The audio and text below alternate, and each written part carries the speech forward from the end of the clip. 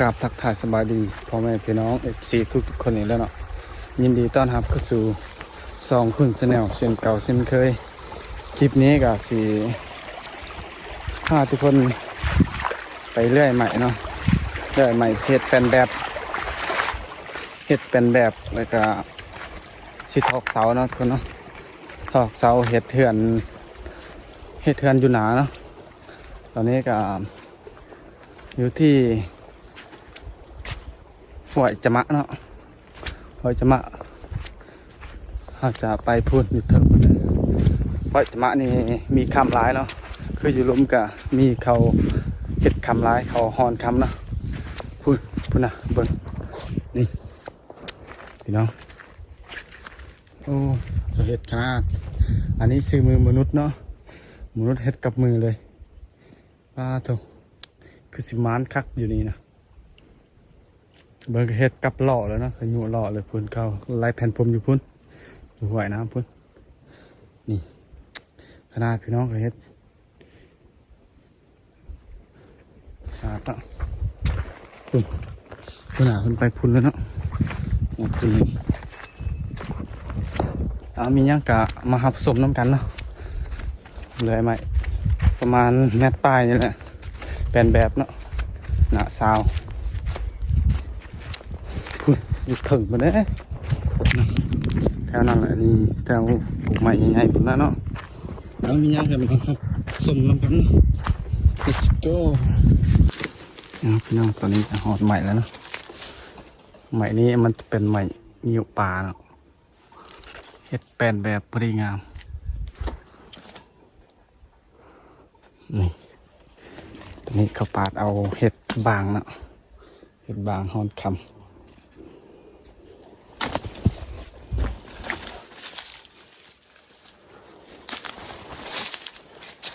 ใหญ่เลยสองอบเนาะอยู่เทิงมันจะมีสองงาเลยเห็ดไม่แปลนเนาะแปลนแบบจัก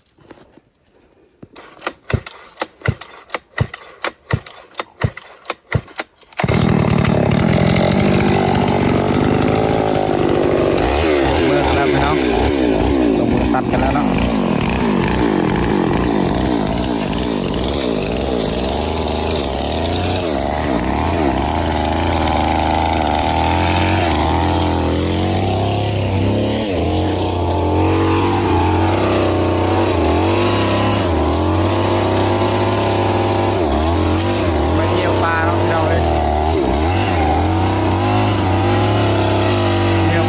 เป็นแบบนะเป็นแบบนี้กับนิ้วปลาเนี่ยมันอ่อนเนาะเวลาตอกก็ง่ายเวลาทอดก็ง่ายเวลาทอดเลยตะปูเนาะเขาเลยต้องเลือกเอาใหม่นิ้วปลามาเฮ็ดแบบ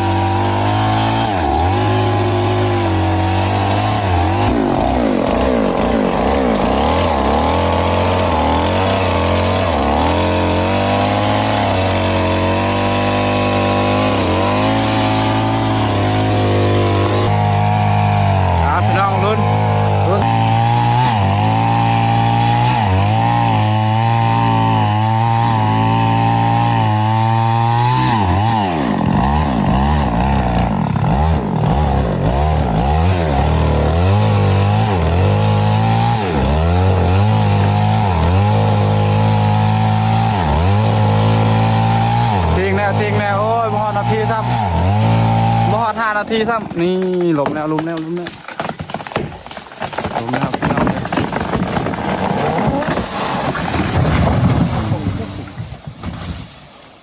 เรียบร้อย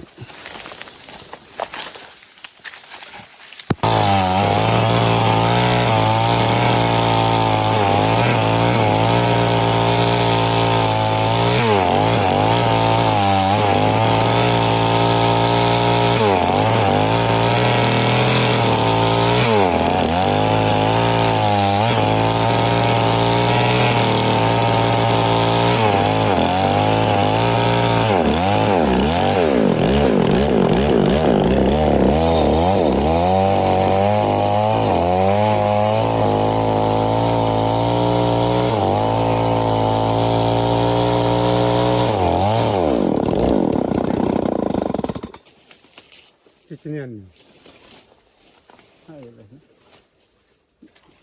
Han là chân nên nip này ta nip sụ.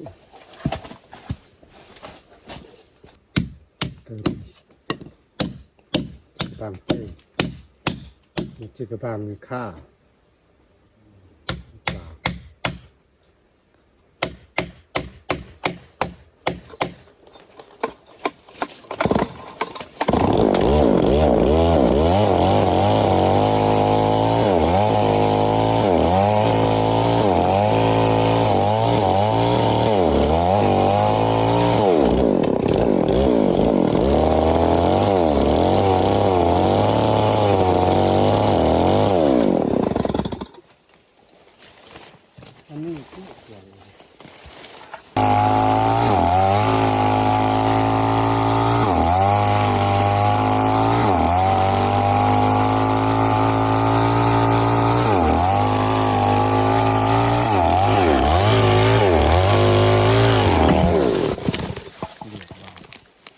บ่ถึกซ้ำไม่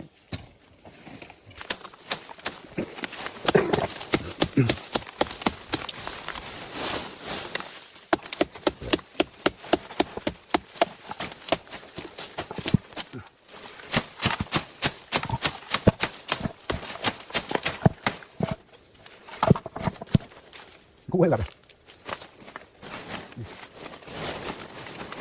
มันเกินทำเถอะ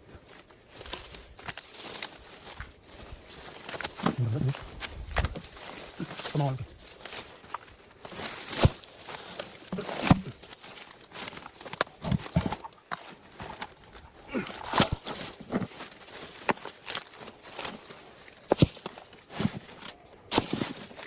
ดี๋ยวก่อน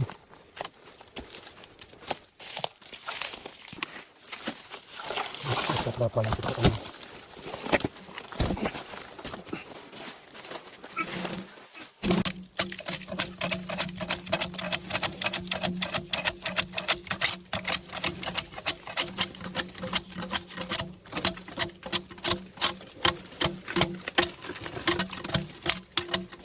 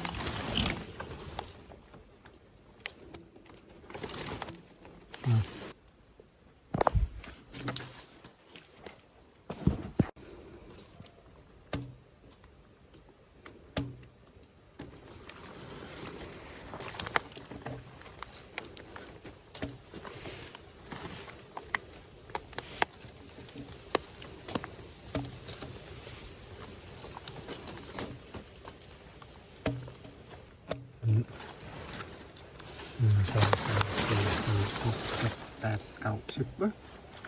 12 nữa ngày mi nọ cũng được anh coi được nó ấy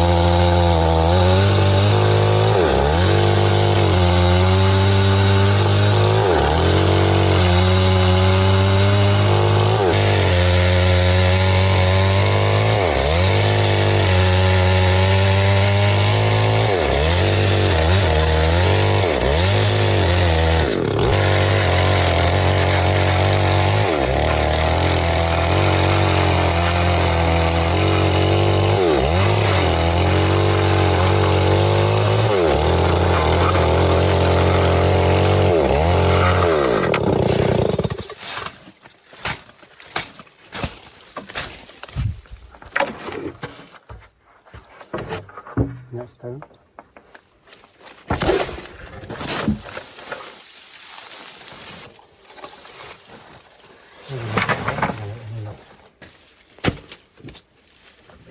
Như vậy là bị tôi. Như vậy là bị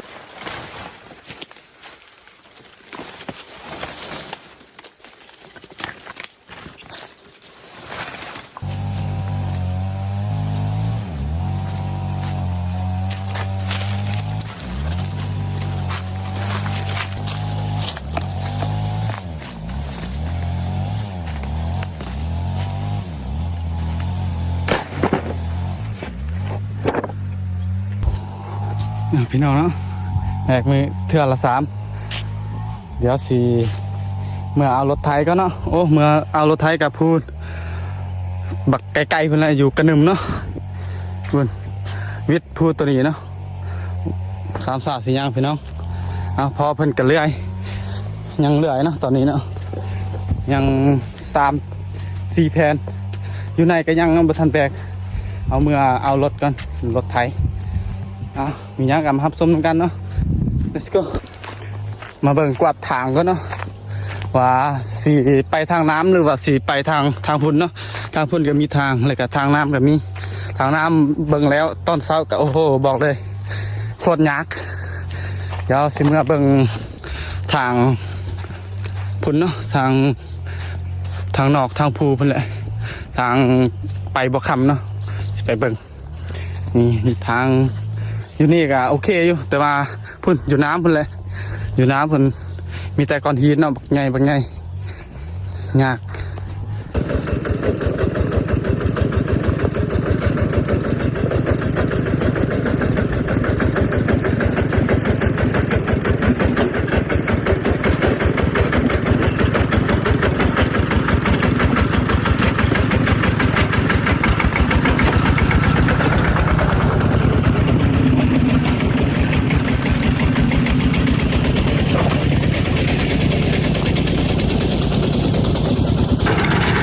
นี่แหละพี่น้องทาง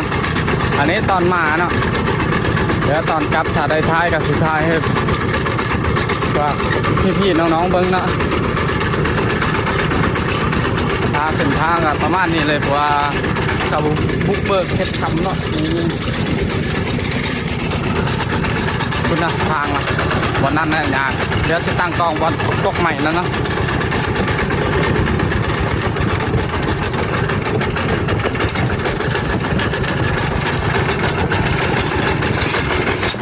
เฮ้ยแม่จอยนี่พี่น้องขับมือเดียวเรียบเลยทางอยู่นี้นะทางวันนี้เลยยากสิโค้งนี่สิเหลี่ยวเลยยาก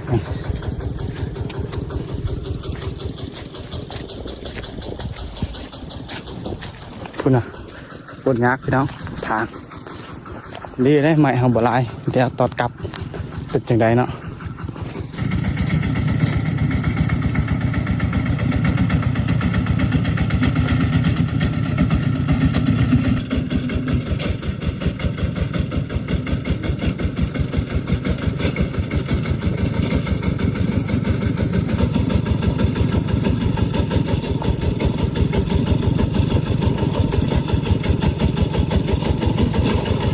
ตอนเมื่อนี่แหละสิอยากโค้งไอ้แข้งโค้งเลยก็อยากเลยคุณนะโค้งโอ้ตาย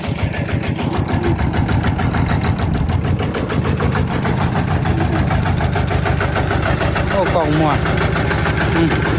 ได้โอ้เมื่อกี้กล่องมัวพี่น้องบ่แจ้งครับเฮ้ยลุยต่อยัง200 เมตรจะหอดใหม่เฮาเนาะ เลิกไปนี่เป็นถึงเยอะค่ะ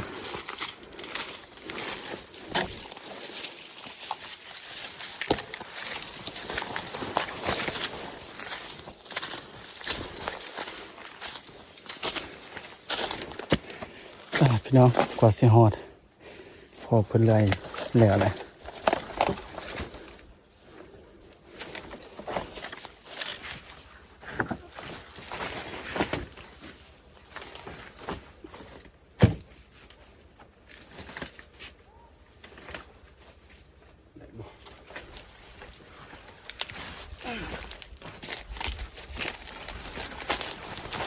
พี่น้อง4 แผ่นกับบุคอยนักเลยนะว่าไม่นิ้วปลานี่มันจะบุคอยนักเนื้อจะอ่อน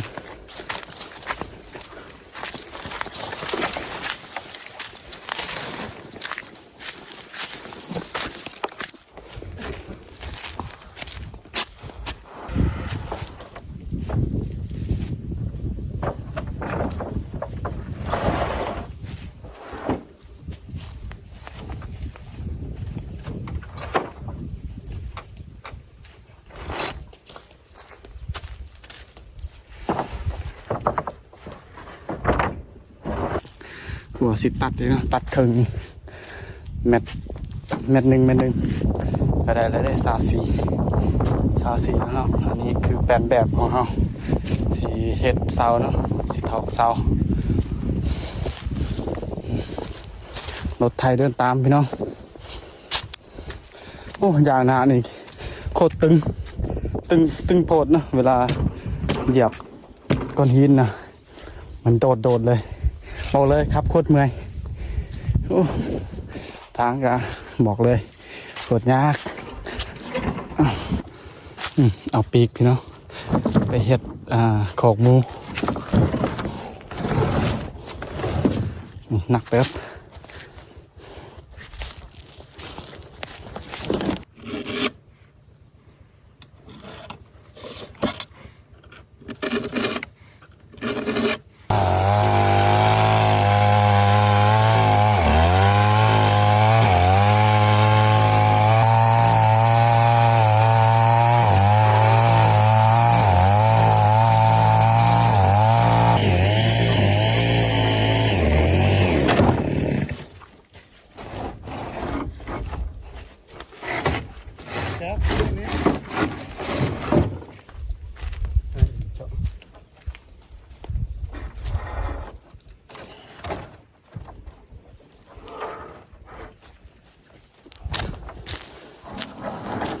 แล้วหยุดลองตอนละ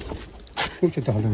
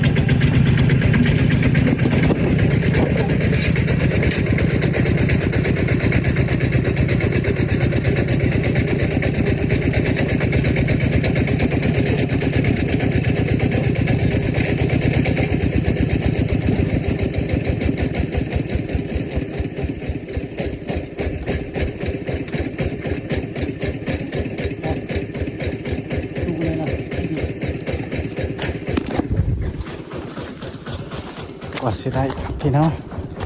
คุณนะเอาพี่น้องตอนนี้ก็ฮอดบานแล้วเนาะสิเฮ็ดแบบตัวนี้นี่แหละตอนนี้ก็ถอกตีนสางที่เรียบร้อยแล้วเนาะ12 เสาพี่น้องนี่โตเฮ็ดแล้วอีก2 อันนี่บ่พอที่ถอก6 เสาเท่านึงโอ้มันบิดเบี้ยว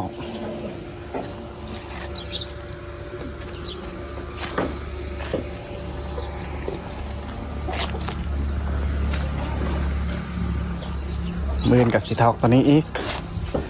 ทอก6 เสาก่อนเพราะว่าไม่เอาบุพอนะ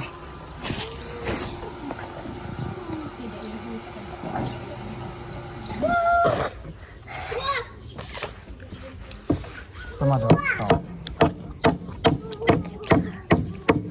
เอาสิครับแต่เด็กเอาเนี่ยแบบ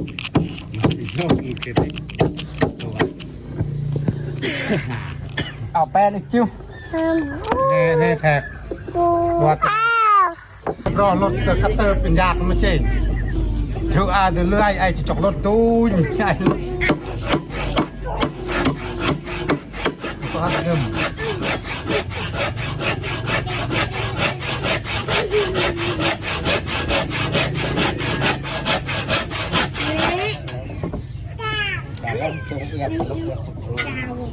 ทำเปิดอันหนึ่ง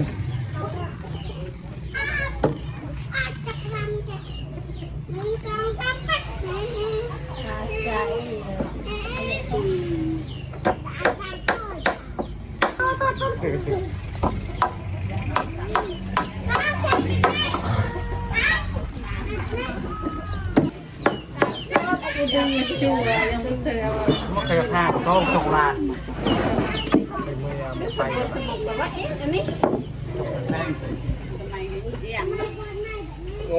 là vào cái gì ăn kìa là men xì kìa men xì tại มันนะมันตัดกันเหรอตัดเนี่ยตลาดติ๊กใช่ไหมไม่ได้ติ๊กตัดอ่ะถึงทราบmà chạm cái này ไม่นั่นนั่นไปเสดต่างจะสนว่า ไล่เรเต้วันนาคือกิน tao là cắt cái chân kìa cắt ก็พุดจีนยัด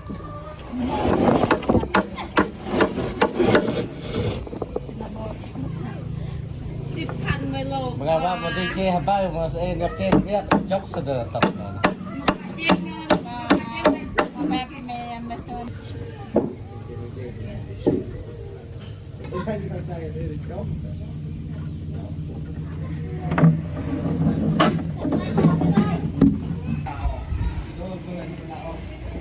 ตั้งบกเสาแล้วพี่น้องมืออื่นถอกเนาะ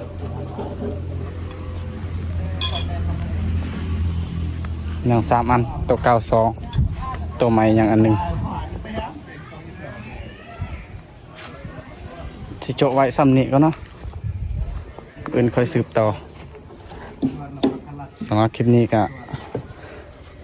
หมดมือแล้วเนาะประมาณนี้เลยฝากเป็นกำลังใจเด้อครับฝากกดไลค์กดติดตามเนาะ